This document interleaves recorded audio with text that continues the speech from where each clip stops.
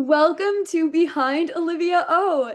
Today we Hi. have the pleasure of chatting with our incredible director, Jennica Carmona. Hi, Jennica, how are you? Hi, Allison. I'm great. How are you? Good. I'm so excited to launch Behind Olivia O with you. Awesome. I'm excited to be like your inaugural guest. Awesome. So, could you share a bit about yourself and your background in theater? Absolutely. I am a performer first and foremost. I started off as a dancer, and that slowly over time evolved into musical theater and then later on into film. So I've definitely worked in a lot of fields within the business, not only as an actor, but as a director and producer. But again, my first, passion really is as a performer. So I've performed a lot, both in straight theater and musical theater. And then later on in my career, I branched out into film and television as well. Awesome. And what first drew you to directing, and how did you find your way to Olivia O? Yeah, that's a great question. Thanks, Allison. So, directing kind of evolved as sort of the next natural step in my career. As I was concentrating on a performing career, I just kind of realized the limited number of opportunities for people that looked like me and that sounded like me. And I was just really drawn to creating new opportunities, not only for myself, but for my peers and for people in my community. So that led me to creating original work, starting with, my feature film, which I, was very passionate and excited about, and it really opened doors for me. And directing kind of just evolved naturally because as a performer, I speak actors' languages. I know what they experience. I know what the process is. And so it just kind of was like this natural next step because I was able to relate and communicate with the actors in a way that really was effective. I got them to give the performances and evoke the emotions that the scenes called for. I started off small and it's just been growing more and more from there. My sister and I have a small production company, Si Se Puede Productions, and we create original material, mostly around social justice issues. Um, and just like Olivia O, a lot of our previous work has dealt with the immigrant community. And so Jess has written a lot of material, and I've acted in her plays, and I've also co-produced and directed. So it was all kind of like a natural evolution from creating our own material. And the next natural step was directing. Yeah, I love a good multi-hyphenate director, especially when you've been an actor, so you know what your actors are going through as you're directing them. So I think that Totally. gives such a layer to when you direct, and I mean the twin power of you and Jess. There's nothing like Yeah. nothing Yeah, like.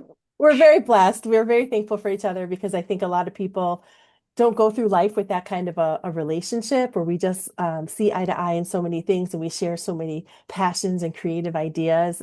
We're really blessed to have each other and to share our passions in the arts. So can you walk us through your Olivia O journey from the very beginning to where you are now?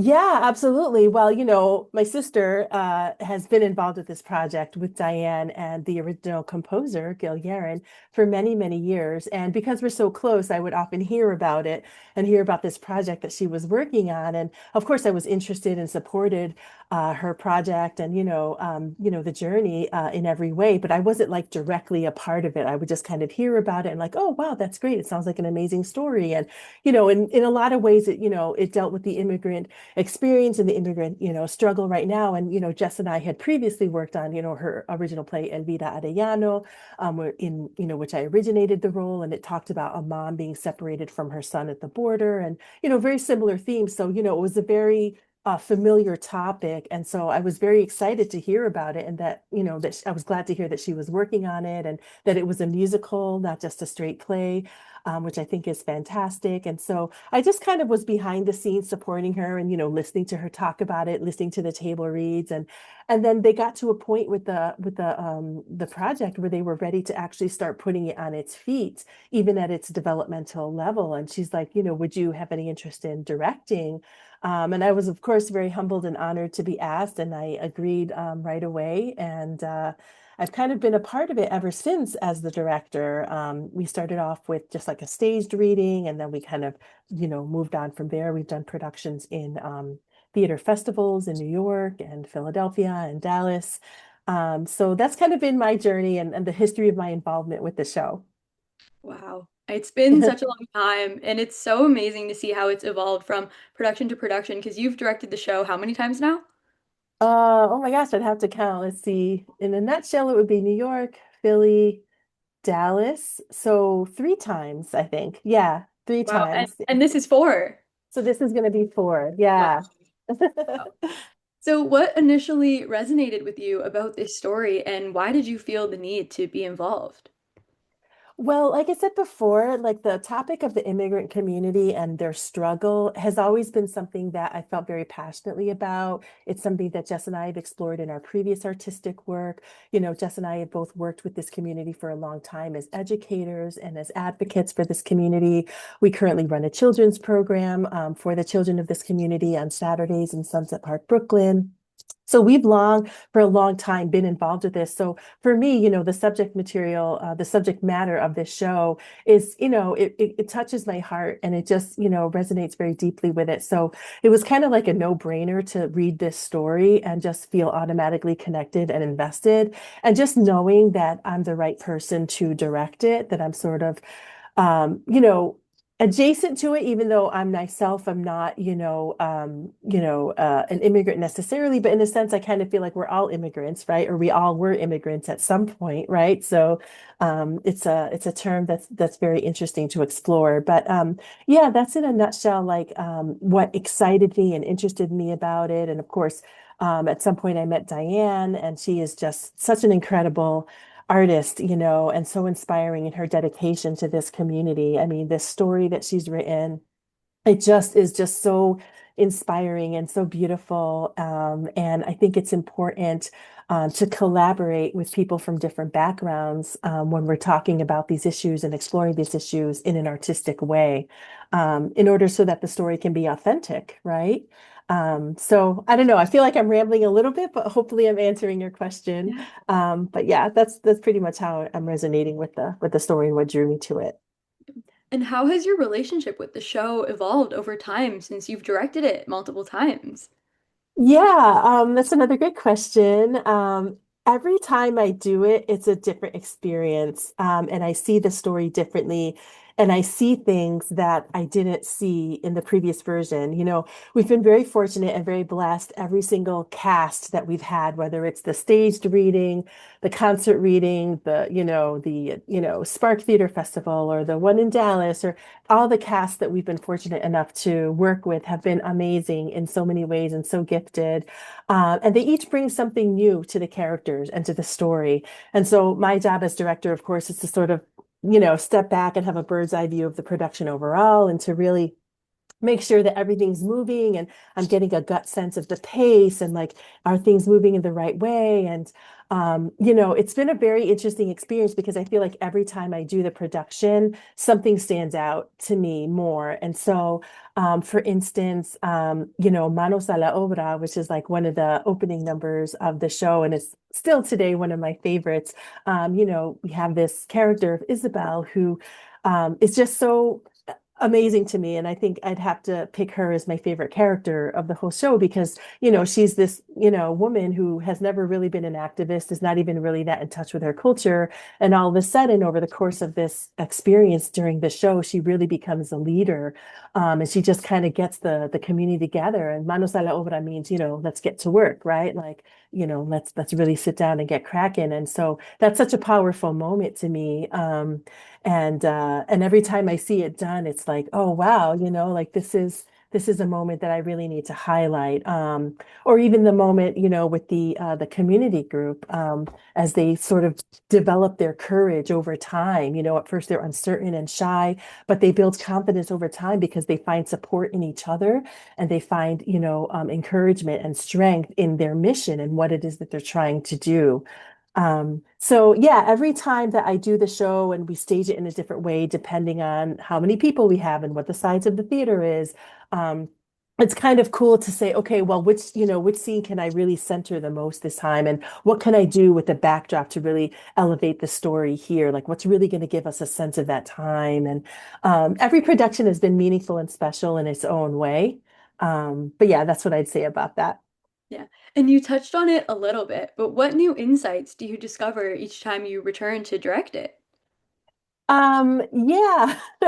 It's, I think that what happens is that each time I direct it, one of the characters seem more interesting to me, right? So, one of the characters, I feel like I don't want to give spoilers, but one of the characters is Nancy Collins, right? And she's the wife of her and her husband Bill are the foster parents for Olivia, and they're, to make a long story short, not the best of foster parents, right? They don't really have her best interest in heart.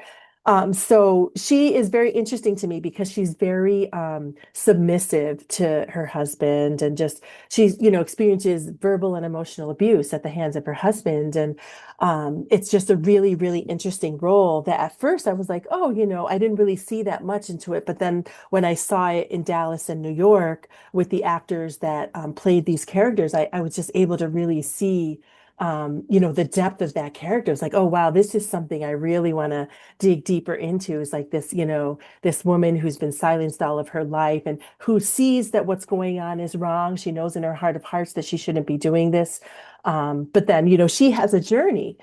She has a journey that by the end, she actually does find the courage and the strength to actually, stand up and say, hey, stop, this is wrong. So that's, an example of something that at the beginning I was like, oh, this is an interesting character, but it's not, center really. But then it's like, as you stage them, you're like, oh, actually, this is, important. This is an important part of the story. And it really is another arc that I should be exploring more. So yeah.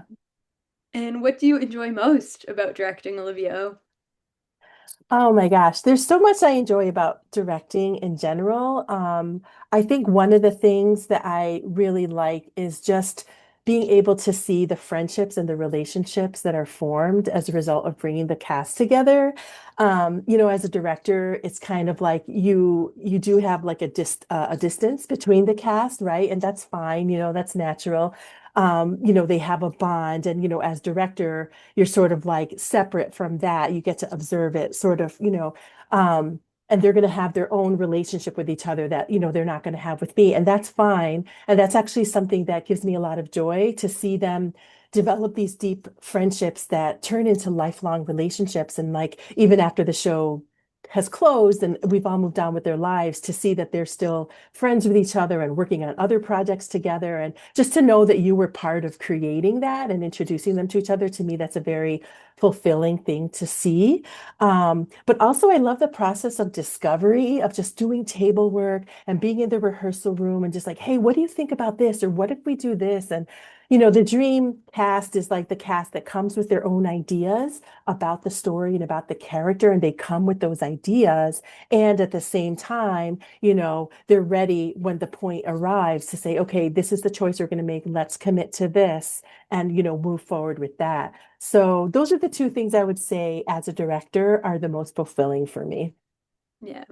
I mean, theater people, we're the luckiest people in the world, right? Yeah, Uh, totally. so Totally. do you have a favorite scene, song, and moment in the show that you're excited for audiences to see? It's like picking your favorite kid, I right, know, I was Alice? gonna say, I'm sorry. No, it's okay. It's okay. I mean, there's so many beautiful songs in this piece. I already mentioned Manos a la Obra, which happens towards the top of the show. It's just this really like inspiring, pick me up kind of song. Like, yeah, let's get the revolution started. But then there's also, the song at the finale, Weave the World, and it's just like it's like a hymn almost, where it's like this community comes together and they're just talking about such a positive message, right? There's so much division and so much hatred in our world right now. And this song is just about talking about weaving the worlds together, right? And those lyrics are just so powerful and the music is just so powerful. And that moment at the end is just, it's just really, really, it's almost like spiritual, right? Like I know it is a Latino show, and I know that a lot of Latino shows have kind of like, a history of being like, oh yeah, jazzy and happy and this and that. And that's true for this show as well in certain moments. But I also think that because of the subject matter, it's a little bit of a different energy, right? It's like it's really coming together as a community and talk about weaving the world. And it's almost like a spiritual moment. And I love that that's where the musical ends, right? Yeah. Yeah. And what do you hope audiences take away after seeing Olivia O? Great question. I think that this show is wonderful in so many ways, but especially in that it highlights this issue and it personalizes the people that are affected by the situation.